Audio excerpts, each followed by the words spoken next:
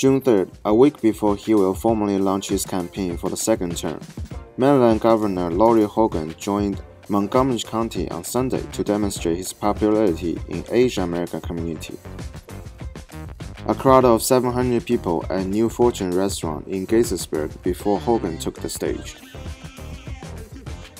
People praised both governor and his wife Yumi, a Korean immigrant who has been behind Hogan since he became the first Republican governor re-elected in Maryland since 1954.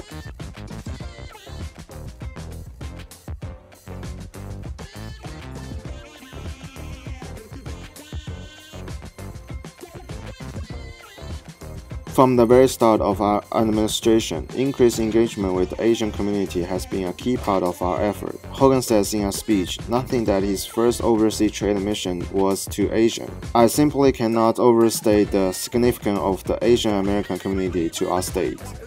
His official re-elective campaign kickoff is Saturday, but he said, the Asian American community is so important to us, and you have been so supportive of us, that we decided to do this event with all of you 1 week before the official kickoff.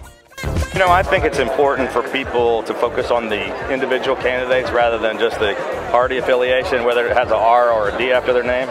And I think the reason I was elected in a state like Maryland, it's only 26% Republican, but most Democrats voted for me because we just focus on the problems and working together, and I think that's what most people want. So it's not really about Republicans and Democrats, it's about electing the right people that are willing to work together and fix things.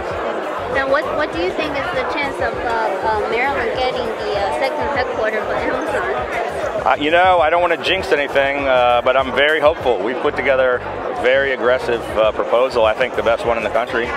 We spent a lot of time working hard on it, and we're on the short list.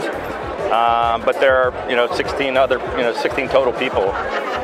We're just happy to be that we made it through to this final cut, and our fingers are crossed that maybe by the end of the year we'll be the ones that win the bid. I mean, it means 100,000 new jobs and $17 billion a year to our economy. So it'd be wonderful if we can make it happen. Can you tell us about the future of U.S.-China economic relations, especially our state? U.S.-China relations? Yeah, especially economically. Yeah, so, I mentioned a few minutes ago that one of my very first trade mission was to China, Korea, and Japan.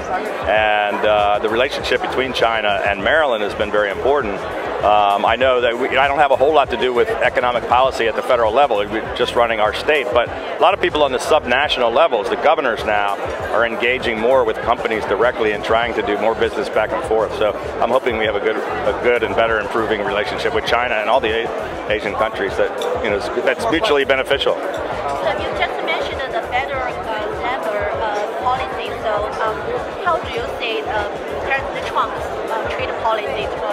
Yeah, I'm not going to talk about President Trump's trade policies. That doesn't have anything This to do with is AC Media report from Maryland.